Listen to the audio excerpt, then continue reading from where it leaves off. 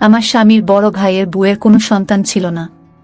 তার স্বামীও এই পৃথিবী ছেড়ে চলে গেছিল। সে অনেক দুঃখী মানুষ ছিল। মাঝে মাঝেই জ্ঞান হারিয়ে যেত তার। আমার স্বামী তাকে ডাক্তারের কাছে নিয়ে যেত, আর ডাক্তারের কাছ থেকে ফিরে তার মন অনেক ভালো হয়ে যেত, আর তার হাতে অনেকগুলো ব্যাগও থাকত। একদিন সে জ্ঞান হারিয়ে পড়েছিল। আমি আমার স্বামীকে বলি যে আমিও তোমাদের সাথে ডাক্তারের কাছে যাব। এটা শুনে আমার স্বামীর বড় ভাইয়ের বউয়ের জ্ঞান ফিরে আসে। একদিন সে জ্ঞান হারিয়ে পড়েছিল, আর আমার স্বামী তাকে হাসপাতালে নিয়ে গেছিল। আমিও তাদের সাথে সাথে গিয়েছিলাম। আমি দেখি যে আমার স্বামী তাকে একটা ঘরে নিয়ে যায়, আর তারপরে আমার স্বামী তার বড় ভাইয়ের বউয়ের সাথে। আমার স্বামীর বড় ভাইয়ের বউয়ের আজ আবার জ্ঞান হারিয়ে পড়েছে। আমার স্বামী তাকে নিয়ে গাড়িতে বসিয়ে ডাক্তারের কাছে নিয়ে গেছে। দিদির শরীর মন কোনটাই ভালো নেই। কিছুদিন আগে আমার স্বামীর বড় ভাই এই পৃথিবী ছেড়ে চলে গেছে। তারপর থেকেই দিদি বারবার জ্ঞান হারিয়ে পড়ছে। আমার স্বামীর বড় ভাই আর তার বউয়ের মধ্যে অনেক ভালোবাসা ছিল। তাদেরকে আমি কখনো ঝগড়া করতে দেখিনি। আমার স্বামীর বড় ভাইয়ের হঠাৎ করে হার্ট ফেল হয়ে যাওয়ার কারণে ওনার মৃত্যু হয়। ওনার মৃত্যুর পরে দিদি 4 দিন ধরে কিছু খায়নি। আমি তাকে অনেক খাওয়ানোর চেষ্টা করেছিলাম, কিন্তু সে পরিষ্কার না বলে দিয়েছিল। অদ্ভুত ব্যাপার এটাই যে সে কারুর হাতে খাবার খায় না, কিন্তু আমার স্বামী যখন তাকে নিজের হাতে খাবার খাওয়ায় তখন সে খেয়ে নেয়। আমি আর আমার স্বামী তার অনেক যত্ন করতাম। একে তো তার কোনো সন্তান ছিল না, আর এখন সে তার স্বামীকেও হারিয়েছে। তার অবস্থা দেখে আমার অনেক খারাপ মনে হতো। আমার স্বামীর বড় ভাই এই পৃথিবী ছেড়ে চলে যাওয়ার পর থেকে সে রোজ জ্ঞান হারিয়ে পড়ত, আর আমার স্বামী তাকে হাসপাতালে নিয়ে যেত। সে আমার কাছে একটা বড় সমস্যা হয়ে উঠেছিল। সে কোনো কাজে হাত দিত না। বাড়ির সব কাজ আমাকে একা করতে হতো। তার উপর আমার 2টা ছোট ছোট সন্তান ছিল, তাদেরকেও আমাকে দেখতে হতো। আমি সারাদিন কাজে ব্যস্ত থাকতাম। আমার স্বামীর বড় ভাইয়ের বউ ভালো ঘরের মেয়ে ছিল। তার বাবার বাড়ির অনেক টাকা পয়সা ছিল, কিন্তু সে একবারও তার বাবার বাড়িতে যায়নি। সে বলে আমি সারা জীবন এখানেই থাকব। দিদির বয়সও কম ছিল, ও চাইলে আবার বিয়ে করতে পারত, কিন্তু ও বলে যে ও সারা জীবন আমার স্বামীর বড় ভাইয়ের বিধবা বউ হয়েই পার করবে। প্রথম প্রথম আমার মনে হতো যে তার এখন মনের অবস্থা ভালো নয়। সময়ের সাথে সাথে সে ঠিক হয়ে যাবে, কিন্তু এখন কয়েক মাস পার হয়ে গেছে, কিন্তু দিদি একই রকম হয়ে গেছে। আজকাল আমার তার হাবভাব একটু অস্বাভাবিক মনে হয়। সে সারাদিন ঘরে বসে থাকত। আমি তার জন্য ঘরে খাবার নিয়ে যেতাম। গ্রামের মহিলারা তার সাথে দেখা করতে এলে সে ঘর থেকে বের হতো না, বলতো সে কারুর সাথে দেখা করতে চায় না। সারাদিন সে ঠিক থাকত, কিন্তু যেই আমার স্বামী বাড়িতে ফিরত সে ঘর থেকে বেরিয়ে আসতো, আর আমার স্বামীকে ধরে কাঁদতে শুরু করত। সে কাঁদতে কাঁদতে বলতো, তোমার দাদা কেন আমাকে একা রেখে চলে গেল? আমি এখন সারা জীবন কিভাবে পার করব? আমি ভাবতাম যে ও সারাদিন একটু কান্নাকাটি করত না, কিন্তু আমার স্বামীকে দেখেই তার কান্না পেয়ে যেত। এটা দেখে আমার অনেক রাগ হতো। তার যদি এতই কষ্ট হয় তাহলে সে আমাকে ধরে কাঁদতে পারত, নিজেকে হালকা করতে পারত, কিন্তু তা না করে সে আমার স্বামীর ফেরার অপেক্ষায় বসে থাকত। আমার স্বামী সারাদিন কাজ করে অনেক ক্লান্ত হয়ে বাড়িতে ফিরত, আর দিদি তাকে একটু বিশ্রামও করতেও দিত না। সে বাড়িতে ফিরতে না ফিরতেই দিদি তার কাছে গিয়ে কাঁদতে শুরু করত, আর তারপর জ্ঞান হারিয়ে পড়ত। আমার স্বামী তাকে নিয়ে ডাক্তারের কাছে নিয়ে যেত, আর ডাক্তারের কাছ থেকে ফিরে এলে দিদি একদম ঠিক হয়ে যেত। সে চুপচাপ নিজের ঘরে চলে যেত। আমি আমার স্বামীকে কোনো কাজ করতে বললে সে পরিষ্কার না বলে দিত, বলতো যে আমি এখন অনেক ক্লান্ত, তোমার বোঝা উচিত, এখন সব দায়িত্ব আমার উপরে এসে পড়েছে। আমি চুপ হয়ে যেতাম, কিন্তু তার বৌদি তাকে কিছু বললে সে কখনো না বলতো না। দিদির বয়স কম ছিল, আমার স্বামীরও বেশি বয়স ছিল না। আমার স্বামীর বড় ভাই আমার স্বামীর থেকে 6 বছরের বড় ছিলেন। আমার স্বামীর বড় ভাই বিয়ের পরে আমার শাশুড়ি মা এই পৃথিবী ছেড়ে চলে যান, আর আমার শ্বশুরমশাই আগেই এই পৃথিবী ছেড়ে চলে গিয়েছিলেন। বাড়িতে শুধু 2 ভাই থাকত। আমার স্বামীর বড় ভাইয়ের বউ আমাকে পছন্দ করে বাড়িতে এনেছিল। আমার স্বামীর বড় ভাইয়ের বউ অনেক সুন্দর দেখতে ছিল। আমার স্বামী অনেক হ্যান্ডসাম ছিল। আমি দেখতে সাধারণ ছিলাম। আমার স্বামীর বড় ভাইও সাধারণ দেখতে ছিলেন, কিন্তু অনেক নম্র ভদ্র স্বভাবের ছিলেন। এমনটা কখনো হয়নি যে আমার বড় দিদি তার কাছে কিছু চেয়েছে আর তিনি সেটা দেননি। আমার স্বামী আমার উপর সবসময় রেগে থাকত। বিয়ের প্রথম রাতেও আমার স্বামী আমার উপরে বিরক্ত হয়েছিল। সে কখনো আমার সাথে ভালোভাবে কথা বলতো না। আমার 2টা সন্তান ছিল, কিন্তু আমার বড় দিদির কোনো সন্তান ছিল না।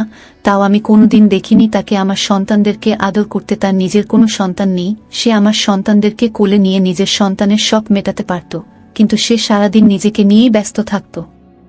বাড়ির সব কাজকর্মের দায়িত্ব সে আমার উপর ছেড়ে দিয়েছিল। নিজে কখনো জিমে গিয়ে নিজের শরীরটা বাড়াতো, আবার কখনো পার্লারে গিয়ে নিজেকে আরো সুন্দর করে তোলার চেষ্টা করত। আমার স্বামী আমার থেকে দূরে দূরে থাকত। আমি রাতেই সাজার সময় পেতাম, কারণ আমার বড় দিদি সারাদিন আমাকে রান্নাঘরে ব্যস্ত রাখত। কিন্তু আরহান বলতো, রাতে সেজে কি লাভ? আমি যখন বাড়িতে আসি তখন তুমি ঘেমে ঘুমের মধ্যে থাকো। তুমি এমন ভাবে থাকো যে তোমার দিকে তাকাতে ইচ্ছে করে না। আমি বাড়ি ফেরার আগেই তুমি সব কাজ সেরে তৈরি হয়ে থাকবে। বৌদিকে দেখো কেমন, দাদা বাড়ি ফেরার আগেই সেজে তৈরি হয়ে থাকে, তাকে দেখতে কত ভালো দেখায়। আমি মাঝে মাঝে আরহানের ব্যবহার ঠিক বুঝতে পারতাম না। সমস্যা এটাই যে আমি অনেক সরল আর নরম স্বভাবের মেয়ে ছিলাম। আমি বেশি চালাকি করতে পারতাম না। বিয়ের প্রথম রাতে আমার স্বামী আমাকে বলেছিল যে আমি যেন আমার বড় দিদির কোনো কথা অমান্য না করি, তাই আজও আমি কখনো তার কথা অমান্য করিনি। তার সাথে কোনোদিন ঝগড়া করিনি। আমার শরীরের রং সাদা ছিল, কিন্তু আমার সময় হতো না আরহানের বাড়ি ফেরার আগে সেজে তৈরি হবার। একদিন আমি চেষ্টা করেছিলাম রান্নাঘরের সব কাজ তাড়াতাড়ি সেরে তৈরি হতে, কিন্তু যেই আমি ঘরে যাচ্ছিলাম অমনি আমার বড় দিদি সেজে তার ঘর থেকে বেরিয়ে আসে। এসে বলে, সিজা, তুমি তো আরহানের জন্য স্যালাড বানাওনি। তুমি জানো না ও স্যালাড কত ভালোবাসে। কি রকম বউ তুমি? তোমার স্বামীর পছন্দ অপছন্দের ব্যাপারে তুমি কিছুই জানো না। আমাকে দেখো, জামালের সাথে সাথে আমি আরহানেরও পছন্দের খেয়াল রাখি। আমি রান্নাঘরে গিয়ে স্যালাড বানাতে শুরু করি। যখন আরহান বাড়িতে আসে তখন দিদি গিয়ে হাসতে হাসতে দরজা খুলে তাকে সালাম করে। আরহানও হেসে সালাম করে আর বলে, বৌদি, আজ তোমাকে অনেক সুন্দর দেখাচ্ছে। তুমি তোমার বোনকেও একটু সাজা শিখিয়ে দিও তো। যখনই আমি বাড়িতে ফিরে আসি তখনই সে রান্নাঘরে ব্যস্ত থাকে। তার কাছে গেলেই আদা রসুন আর হলুদের গন্ধ আমার নাকে পায়, আর আমার মনটাই খারাপ হয়ে যায়। দিদি ফিক ফিক করে হাসতে শুরু করে আর বলে, আরহান, তোমার বউ অনেক সুন্দর। সারা দিনেও তার বাড়ির কাজ শেষ হয় না। আমাকে দেখো, তোমার দাদার ফেরার আগেই সব কাজ সেরে কেমন তৈরি হয়ে যায়। কিন্তু দিদি এই হাসি খুশি চেহারা শুধু আরহানকেই দেখাতো। যখন আমার স্বামীর বড় ভাই বাড়িতে ফিরত তখন দিদি আরহানের সাথে গল্প করতে ব্যস্ত থাকত। বাইরে কলিং বেল বাজলে দিদি আমাকে বলতো, সিজা, যাও, দরজাটা খুলে দাও, তোমার দাদা এসেছে। আমি স্যালাড আর রুটি বানিয়ে রান্নাঘর থেকে বেরিয়ে দরজাটা খুলতাম আর আমার স্বামীর বড় ভাইকে সালাম করতাম। তারপরে আমি নিজের ঘরে চলে যেতাম। যখন গোসল শেষ করে তাড়াতাড়ি নিচে আসতাম তার আগেই দিদি সবাইকে খাবার দিত। মাঝে মাঝে এমনও হতো যে দিদি আর আরহান খেয়ে নিত। আমার স্বামীর বড় ভাই কাজ থেকে ফিরে ফ্রেশ হয়ে যখন খেতে আসতো তখন ওরা দুইজনে বসে টিভি দেখত আর দাদার খাবারটা টেবিলে ঢাকা দিয়ে রাখা থাকত। দাদা এইসব ব্যাপারে কিছু মনে করত না। দাদা চুপচাপ বসে খেয়ে নিত। আমি যখন খাবার পরে ফ্রি হতাম তখন দিদি বলতো, এইবার তুমি রান্নাঘরটা সামলাও, আমি অনেক ক্লান্ত হয়ে গেছি। আমি সব বাসনপত্র তুলে সেগুলোকে পরিষ্কার করতে যেতাম আর ভাবতাম যে এর আগেও তো আমি রান্নাঘর সামলেছি, সব রান্নাবান্না আমি করেছি, দিদি তো কিছুই করেনি। সে সারাদিন রূপচর্চায় ব্যস্ত থাকত। বিয়ের 4 মাস পরে আমি মা হতে চলেছিলাম। তখন আরহানও আমার সাথে ভালো ব্যবহার করতে শুরু করেছিল। আমার যখন একটা ছেলে হয় তখন আরহানের সাথে সাথে আমার স্বামীর বড় ভাইও অনেক খুশি হয়েছিলেন। আমার স্বামীর সন্তানের অনেক শখ ছিল। তিনি রোজ কাজ থেকে ফিরে আমার ছেলেকে আদর করতেন, কিন্তু আমার বড় দিদি ঠিক তার উল্টো ছিল। সে কোনোদিন আমার ছেলেকে নেয়নি। সে মুখেই বলতো যে সে সন্তান চায়, কিন্তু তার ভিতরে আমি কখনো মায়ের মমতা দেখতে পাইনি। আমার বড় ছেলের যখন 4 মাস বয়স ছিল তখন আমি আবার মা হতে চলি। আমি ভেবেছিলাম আমার শরীরের অবস্থা দেখে আমার বড় দিদির আমার উপরে দয়া হবে, কিন্তু তার কোনো লক্ষণ দেখলাম না। এত ছোট সন্তানকে ছেড়ে আমাকে রান্নাঘরের সব কাজ একা হাতে করতে হতো। আমি যখন আরহানকে বলতে যাই যে দিদি একদম আমাকে সাহায্য করে না, তখন সে অনেক রেগে যায় আর বলে, তুমি এখন নালিশ করা শুরু করে দাও, যাতে আমাদের সংসার নষ্ট হতে থাকে। বৌদিও তো এই বাড়িতে থাকে, সে কখনো তোমার নামে নালিশ করেছে? করেনি, কারণ সে ঘর গড়তে জানে, তোমার মতন ঘর নষ্ট করে না। খবরদার, যদি তুমি আর কোনোদিন বৌদির নামে নালিশ করেছ তাহলে আমার থেকে খারাপ আর কেউ হবে না। একটু বেশি কাজ করতে বলা হয়েছে বলে তুমি আমার মাথায় চড়ে বসেছ। আরহান আমার কোনো কথাই বুঝতে চায় না। আমি ভাবি দিদি সারাদিন করে টাকি। রান্নাবান্না করার সব দায়িত্ব সে আমার উপরে ছেড়ে দিয়েছে। পোশাক পরিষ্কার করা আর ঘর পরিষ্কার করার কাজটা সে করত। তাছাড়া আর কি কাজ ছিল তার? আর কোনো কাজ বাকিও ছিল না। দুইটা ছোট সন্তান নিয়ে রান্নাবান্না করতে আমার অনেক সমস্যা হতো। মাঝে মাঝে এমন হতো যে সন্তান আর বাড়ির সব কাজ সামলাতে গিয়ে আমি আরহানকে একদম সময় দিতে পারতাম না। সারাদিন কাজ করে আমি অনেক ক্লান্ত থাকতাম। রাতে বিছানায় শুয়েই আমি ঘুমিয়ে পড়তাম। আরহান আমাকে এই ব্যাপারে আর কিছু বলতো না। সে বলা ছেড়ে দিয়েছিল। আমি ভেবেছিলাম যে সে হয়তো আমার অবস্থাটা বুঝতে পারছে, কিন্তু আসলে ব্যাপারটা একেবারেই তা নয়। 4 মাস আগের কথা। তখন আমার স্বামীর বড় ভাই অনেক চুপচাপ হয়ে গেছিল। তিনি অনেক বেশি গোলডিপ খাচ্ছিলেন। তিনি আগেও গোলডিপ খেতেন, কিন্তু মাঝে মাঝে। এখন আমি ওনাকে সব সময় গোলডিপ খেতে দেখি। আমার স্বামীর বড় ভাইয়ের বউ সেই একই রকম ছিল। সারাদিন নিজের শরীরের খেয়াল রাখত আর সাজ করত। সে অনেক উদাসীন ছিল, শুধু নিজেকেই ভালোবাসত। আমার ছেলেরা যমজ সন্তানের মতন ছিল। একজন অসুস্থ হলে আর একজন অসুস্থ হয়ে পড়ত। একজনের ক্ষুধা পেলে অন্যজনেরও ক্ষুধা পেয়ে যেত। রাতে প্রায়ই আমাকে তাদের জন্য খাবার বানাতে রান্নাঘরে যেতে হতো। আর তখন আমি দেখতাম যে আমার স্বামীর বড় ভাই বসে বসে গোলডিপ খাচ্ছেন। তিনি সারারাত গোলডিপ খেয়ে পার করতেন আর নিজের চিন্তায় মন দিতেন। আমার রান্নাঘরে যাওয়া আসা কোনো কিছুই উনার চোখে পড়ত না। তিনি নিজের মনে কিছু একটা ভাবতে ব্যস্ত থাকতেন।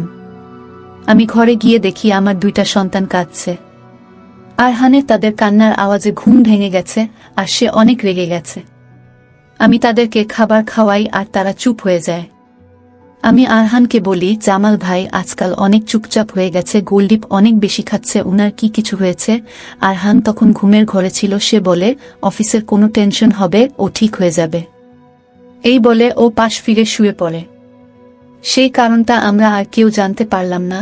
তার আগেই জামাল ভাই এই পৃথিবী ছেড়ে চলে গেলেন।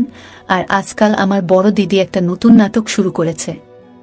যেই আরহান অফিস থেকে বাড়িতে ফিরত, সে ঘর থেকে বেরিয়ে তাকে ধরে কাঁদতে শুরু করত। আর তারপরে জ্ঞান হারিয়ে পড়ত।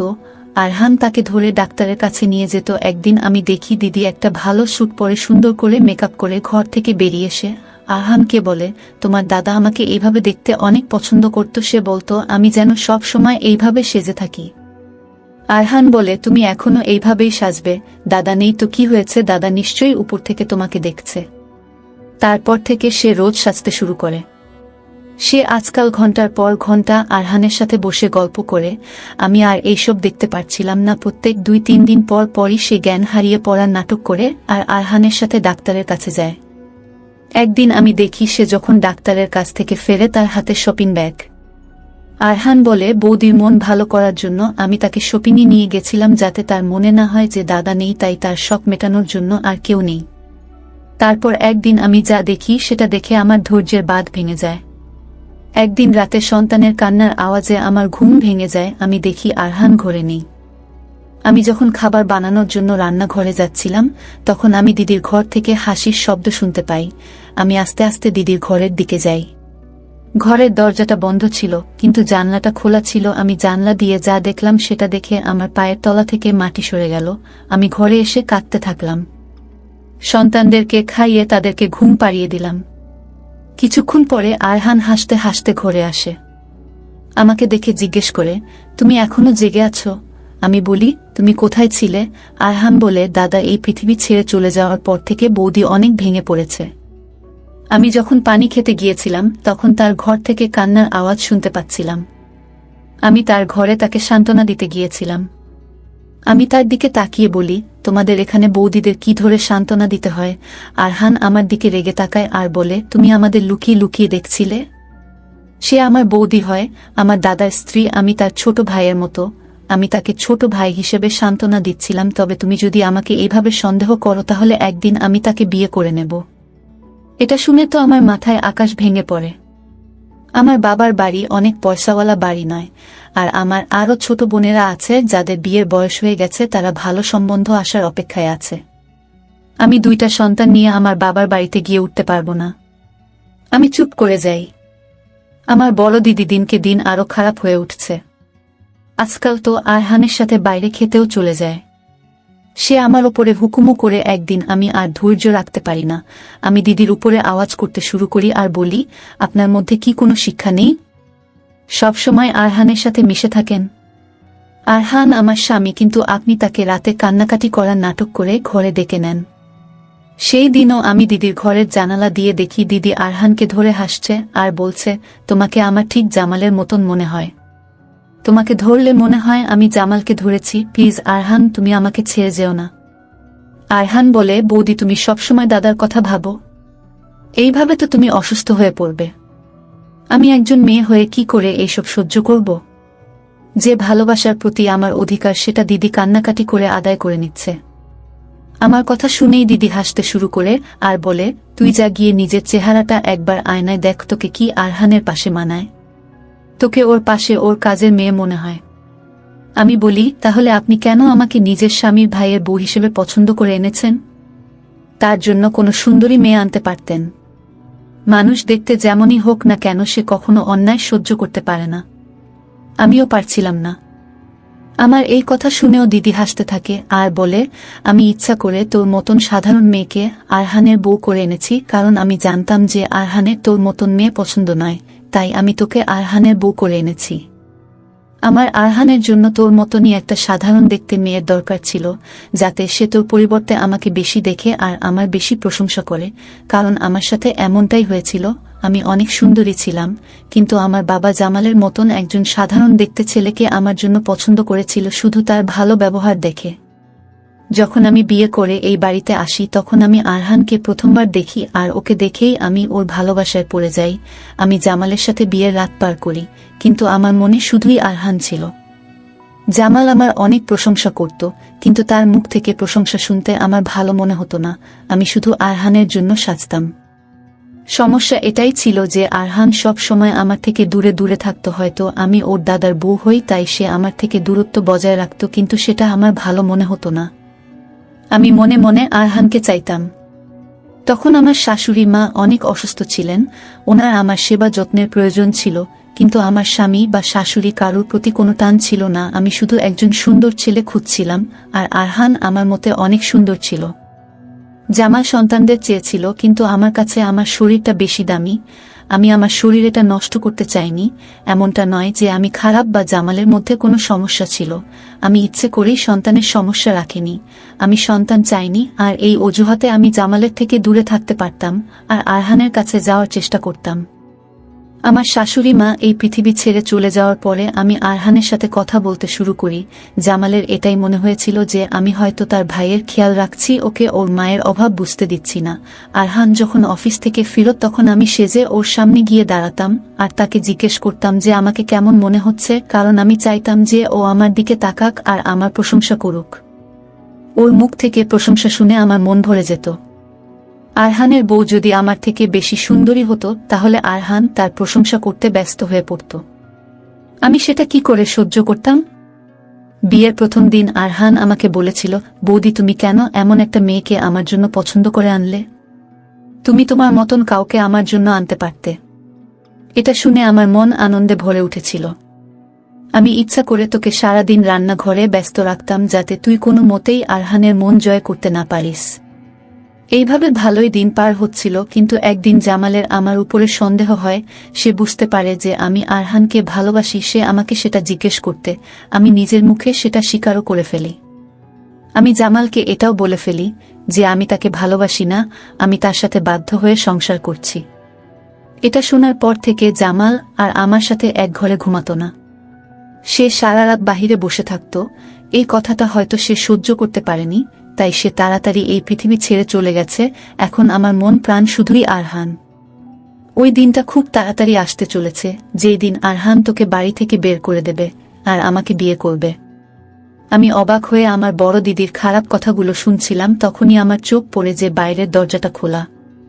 সেটা দিয়ে আরহান বাড়িতে ঢোকে আর এসে তার বৌদির শরীরে একটা মারে আর বলে, আমি তোমাকে আমার বড় দিদির মতন দেখতাম আর তুমি আমাকে এইভাবে ঠকালে। আমি যদি তোমার এই খারাপ মানসিকতার কথা আগে জানতাম তাহলে কোনোদিন তোমার সাথে কথা বলতাম না। তুমি আমার দাদাকে মৃত্যুর মুখে পৌঁছে দিয়েছ। তুমি এক্ষুনি এই বাড়ি থেকে বেরিয়ে যাও, না হলে আমি তোমাকে প্রাণে শেষ করে দিব। আরহানের রাগ দেখে মনে হচ্ছিল যে সে তার বৌদির সব কথা শুনে ফেলেছে।